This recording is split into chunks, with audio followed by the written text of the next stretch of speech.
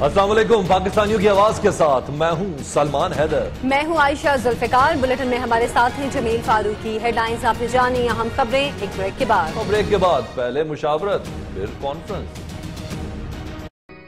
Business में खर्चों पर कड़ी नजर रखनी पड़ती है, इसीलिए बैंक अल हबीब करंट प्लस अकाउंट खोला। ना चेकबुक का खर्चा, ना एटीएम का, साथ इंटरनेट बैंकिंग, पे ऑर्डर और ऑनलाइन बैंकिंग बिल्कुल फ्री। और तो और कम से कम बैलेंस की कोई शर्त नहीं, खर्चा कम सहूलत ज्यादा। बैंक अल हबीब, रिश्ता भरोसे का।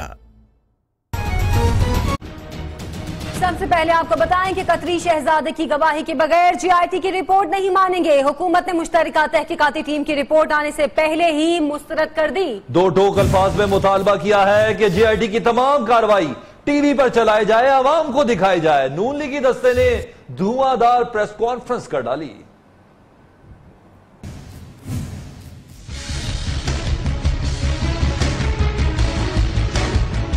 नून लीगी रहनुमाओं की धुआंधार प्रेस कॉन्फ्रेंस, ऐलानात, इल्जामात और इंकशाफात की भरमार। कतरी शहजादे को शामिल तफ्तीश करें वरना जीआईटी रिपोर्ट कबूल नहीं। ख्वाजा आसिफ का दो टोक ऐलान। इसको अवॉइड करने की जो अगर कोशिश की गई ये हमें मंजूर नहीं होगा। वज़ीर रेलवे साद रफीक ने तो साफ कह दिया कि इंसाफ होता नजर नहीं आ रहा। ये एक बड़ी ऐसी सिचुएशन पैदा हो गई है जिसमें हमें इंसाफ होता नजर नहीं आ रहा। साद रफीक ने इंकशाफ किया कि जीआईटी का कंट्रोल हसास इदारे के पास है। हमारे एक हसास इदारे के पास इसका कंट्रोल है और उस स्टोरी के मुताबिक जो हमने पढ़ी है वो कंट्रोल के शायद अदालती हुक्म के तहत दिया गया है। ऐसा नेपाल बोले, चोर दरवाजों से इक़्तिदार में आने का वक्त गुजर चुका। हम बच्चों की तरह रो नहीं रहे, शेर की तरह धाड़ रहे हैं। वो हमें सियासी तौर पे नहीं मार सकते, जमहूरी तौर पे चित नहीं कर सकते। इलेक्शन के बाद इलेक्शन, इलेक्शन के बाद इलेक्शन, हर जगह बुरी तरह मार पड़ रही है। हुकूमती रहनुमाओं ने खदशा जाहिर किया कि सियासी मुखालिफ चोर दरवाजों से इक़्तिदार पर काबिज होना चाहते हैं। साथ वार्निंग दी कि ये 93 या 99 वाली सूरत हाल नहीं, इस बार अपना हक नहीं छीनने देंगे। तो यूं कहिए कि जीआईटी समेत कई इदारों को आज रगड़ा लगाया है मुस्लिम लीग नून के वुज़रा ने। हसास इदारों पर जीआईटी का कंट्रोल संभालने का इल्जाम भी आज एक बार लगा दिया गया। हुकूमती रहनुमाओं ने साफ साफ बता दिया कि उन्हें तो इंसाफ होता नजर ही नहीं आ रहा। साथ ये वार्निंग भी दी कि अब 93 या 99 वाला दौर नहीं, चोर दरवाजों से किसी को इक़्तिदार में आने नहीं देंगे, कब्ल वक्त इंतखाबात नहीं होने देंगे। इसके अलावा कतरी शहजादे की गवाही के बगैर जीआईटी की रिपोर्ट न मानने का भी ऐलान किया है। हुकूमत ने मुश्तरका तहकीकाती टीम की रिपोर्ट आने से पहले ही मुस्तरद कर दी और दो टोक अल्फाज में मुतालबा किया कि जीआईटी की तमाम कार्रवाई टीवी पर चलाई जाए, आवाम को दिखाई जाए। नून लीगी दस्ते ने धुआंधार प्रेस कॉन्फ्रेंस की। हुकूमती रहनुमाओं ने अदलिया पर भी तनकीद के खूब निश्तर चलाए। पनामा केस में जजों के रिमार्क्स पर नाराजगी दूर ना हुई। एहसन इकबाल बोले, गॉडफादर या सिसिलियन माफिया के दौर में अदालतें लगती हैं, ना वजीर आजम के बच्चे पेश होते हैं। ख्वाजा आसिफ का यह कहना था कि गॉडफादर अदलिया की आजादी की जंग नहीं लड़ते। फादर के दौर में ना अदालतें लगती हैं, हुक्मरानों के बच्चे इस तरह जीआईटीज का सामना करते हैं। और वो जो लीडर सबको बादशाह कहता है, बादशाह तो वो होता है जो अदालत का सामना नहीं करता।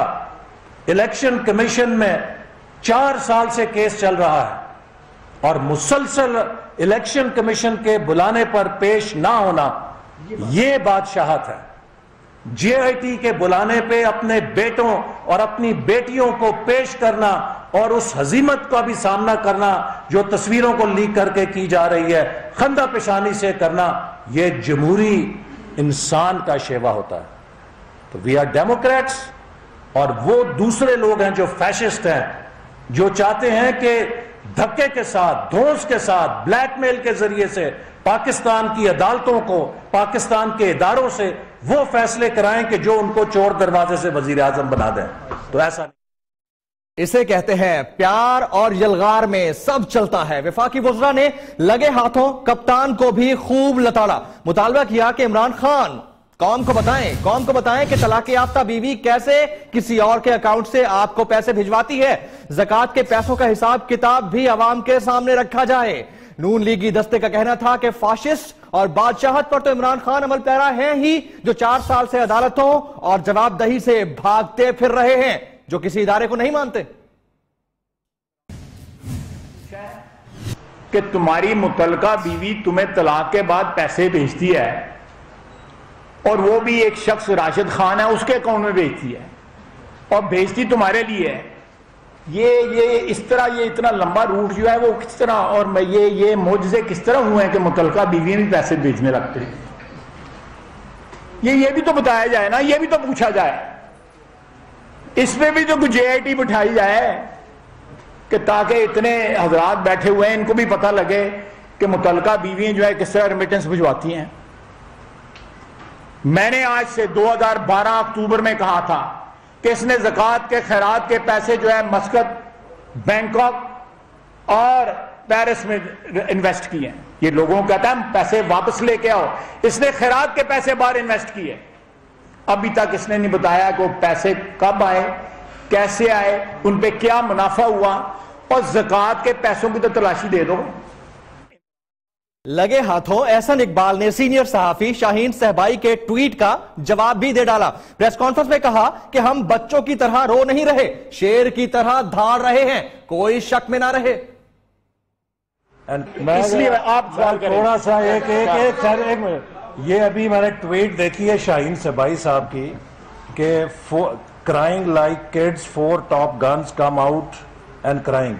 I want to tell Shaheen Sabai that we are 4 ministers roaring like lions.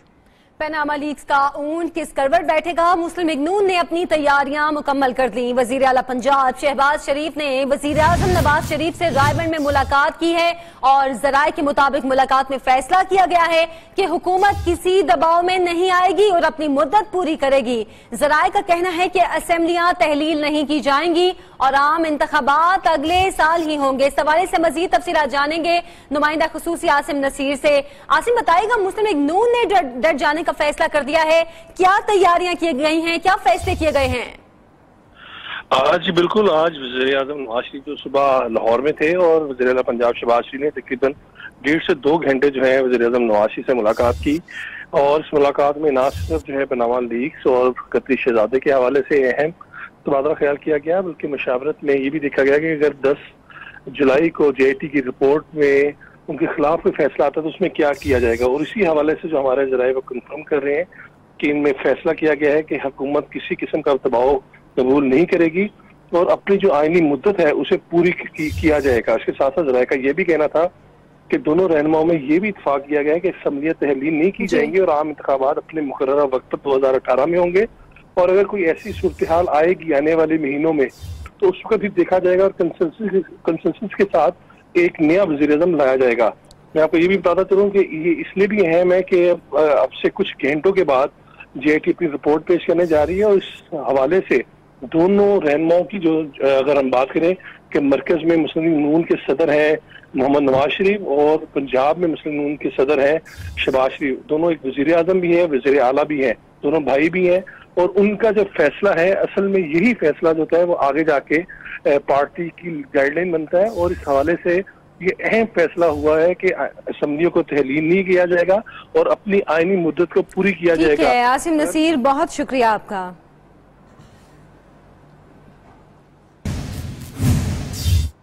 Bulletin में JIT की मजीद खबरें भी शामिल करेंगे, लेकिन पहले आपको लिए चलते हैं कराची, जहां फुटबॉल मैच की इफ्तिताई तकरीब में लेजर शो दिखाया जा रहा है।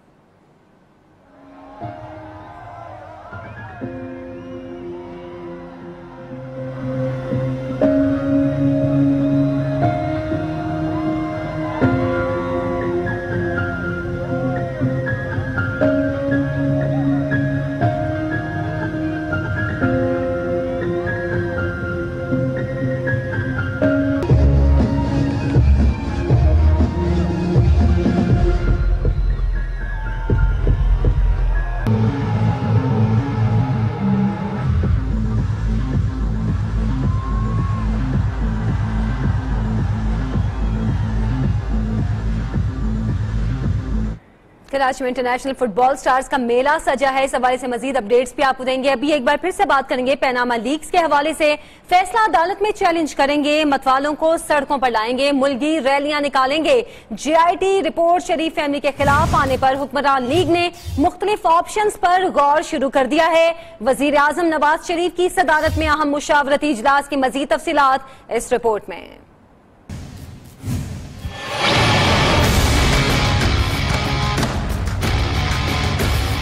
JIT की रिपोर्ट शरीफ खानदान के खिलाफ आई तो क्या हिकमत अमली अपनानी है।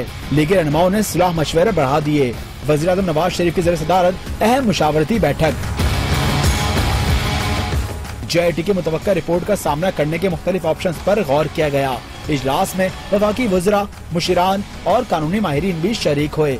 ज़राए के मुताबिक रिपोर्ट खिलाफ आने पर अदालत में चैलेंज करने, लीगी कारकुनों को सड़कों पर लाने और वज़ीर आज़म के हक में मुल्की रैलियां निकालने पर मुशावरत की गई।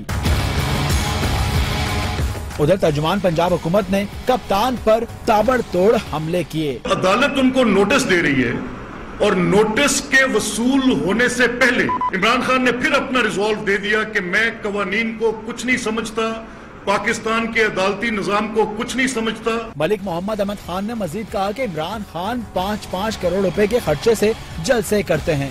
वो बताएं कि पैसा कहां से आते हैं, वो बताएं कि पैसे कहां से आते हैं। और जनाब, ले दे के JIT के पास सिर्फ एक दिन बाकी रह गया है। मुश्तरका तहकीकाती टीम ने आज होने वाले इजलास में तमाम बयानात और शवाहिद को दस्तावेजी शक्ल दे दी है। काम मुकम्मल ना हुआ तो JIT अदालत से मजीद दिन भी तलब कर सकती है। उधर वफाकी हुकूमत ने तस्वीर लीक के मामले पर सुप्रीम कोर्ट में जवाब जमा करा दिया।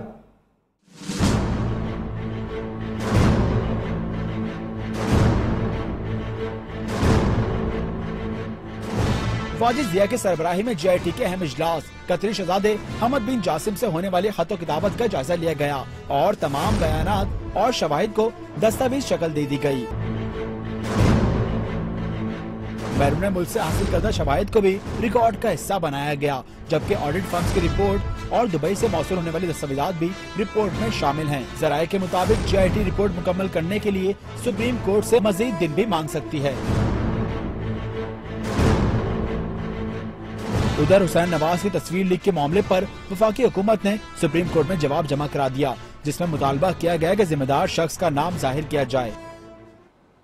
गल्फ स्टील मिल की रकम दुबई से कतर कैसे मुंतकिल हुई? मियां तारिक शफी ने मरी ट्रेल बता दी। कहते हैं चचा शरीफ के कहने पर 1 करोड़ 20 लाख दिरहम किस्तों में कतर के शेख फहद बिन जासिम अल सानी को नकद अदा किए। नुमान मकसूद की रिपोर्ट। मियां मोहम्मद तारिक शफी की जानिब से JIT में जमा कराया गया बयान हल्फी हासिल कर लिया।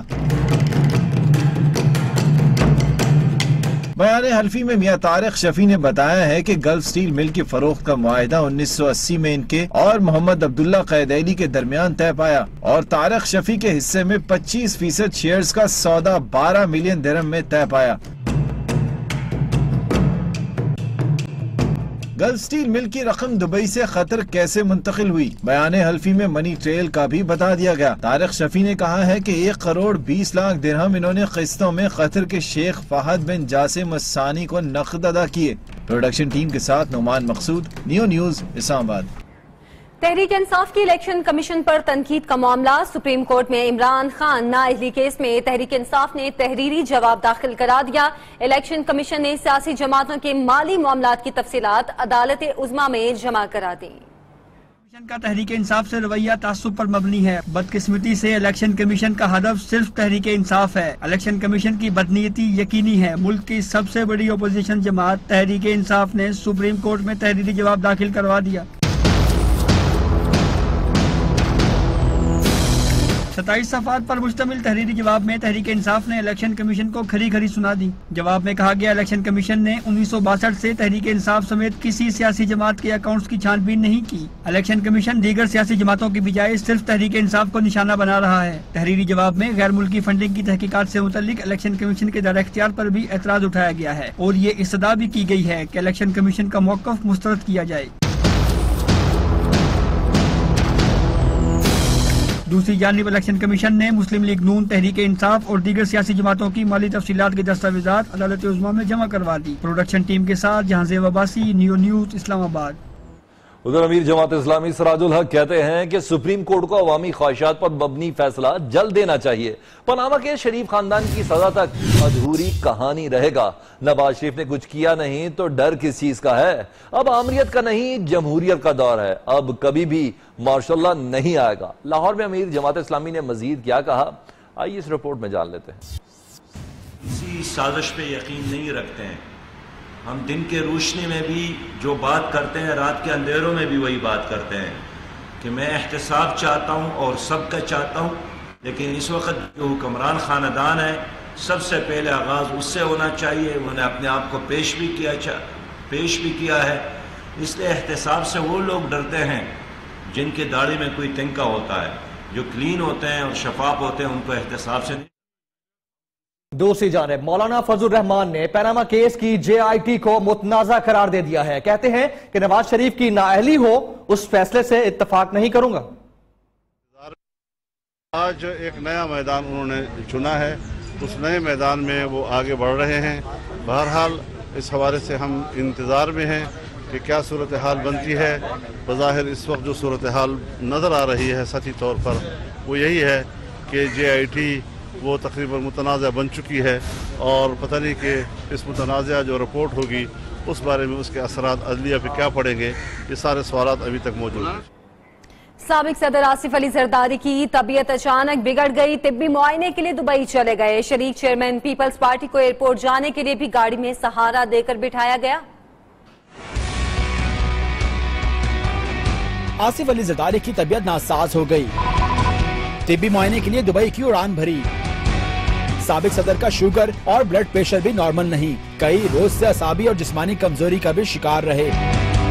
शरीक चेयरमैन पीपल्स पार्टी को एयरपोर्ट जाने के लिए भी गाड़ी में सहारा देकर बिठाया गया। आसिफ जरदारी दुबई में तफसीली चेकअप कराएंगे। अभी लेंगे एक ब्रेक और ब्रेक के बाद आपको दिखाएंगे। Welcome back. आगे बढ़ते हैं, आपको बताएं कि बुरहान वानी की शहादत ने तहरीक आजादी में नई रूह फूंक दी है। वादी कश्मीर के नजारे तो आप देख ही रहे हैं। अब बुरहान वानी जब शहीद हुए तो उसके बाद तहरीक आजादी ने एक नया जोर पकड़ा है। भारत ताकत के बलबूते पर कश्मीरियों के जज्बे आजादी को रोन नहीं सकता। सियासी रहनुमाओं ने बुरहान वानी को पहली बरसी पर शानदार अल्फाज में खराज अकीदत पेश किया।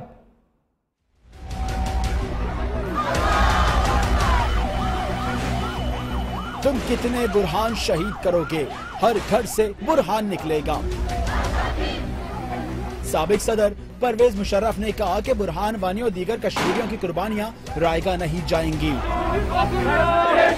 अमीर जमात इस्लामी सिराजुल हक ने कहा कि बुरहान वानी की शहादत के बाद तहरीक आजादी में तेजी आई। कश्मीर के मसले पर पूरी कौम मुत्तहिद है। कश्मीरी कश्मीर का नहीं, ये हमारा मसला है। कश्मीर को सपोर्ट करना पाकिस्तान के साथ दोस्ती है। सियासी और समाजी रहनुमाओं ने मजीद कहा कि भारत कश्मीरियों की आजादी को ताकत के बलबूते से दबा नहीं सकता।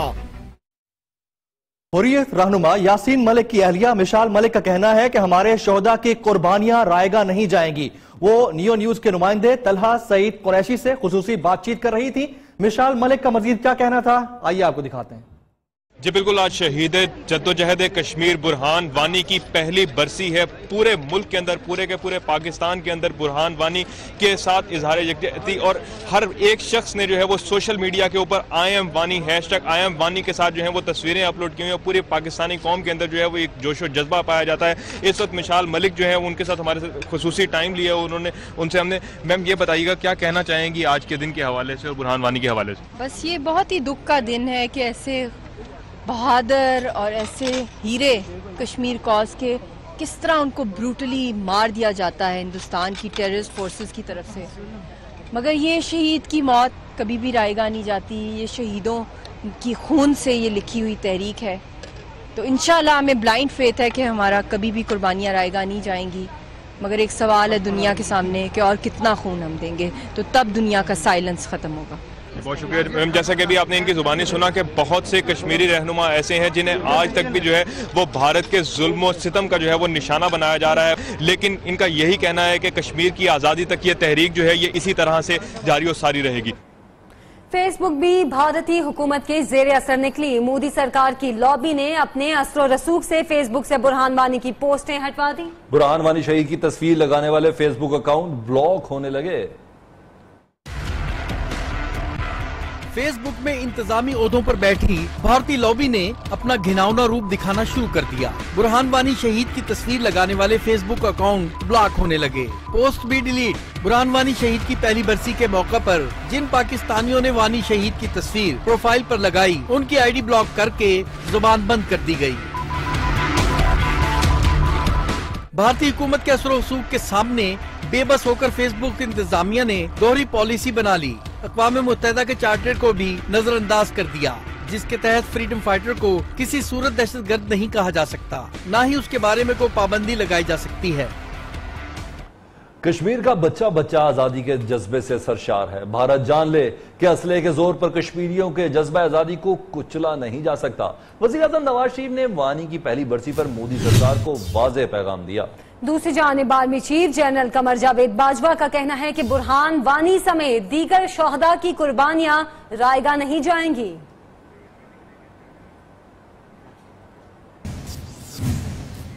बेनूर अंधेरे चीर के अब पुरनूर सवेरा निकलेगा। शहीद बुरहान वानी की पहली बरसी पर कश्मीरियों के जज्बा आजादी ने बुज़दिल दुश्मन पर लर्जा तारी कर दिया। पूरी वादी में हुर्रियत के परवाने पाबंदियां तोड़कर सड़कों पर निकल आए। भारतीय फौज ने निहत्ते मुजाहिरीन पर मजालिम ढाए। हुर्रियत क़यादत ने कहा कि बुरहान की याद तहरीक आजादी की पहचान बन गई।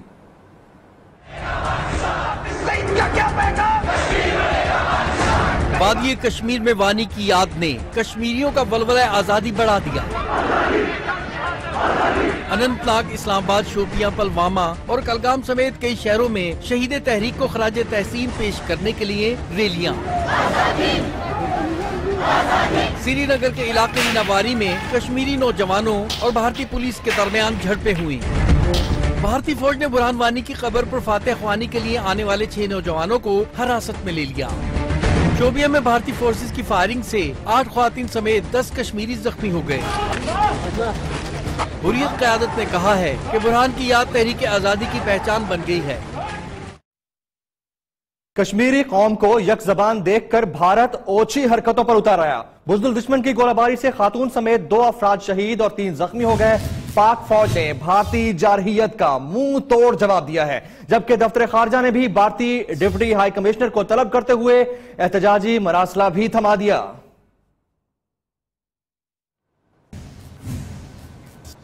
ये न्यूज में खबरें और भी होंगी इस ब्रेक के बाद। हमारे साथ रहिए। मीडिया से गुफ्तगू कर रहे हैं।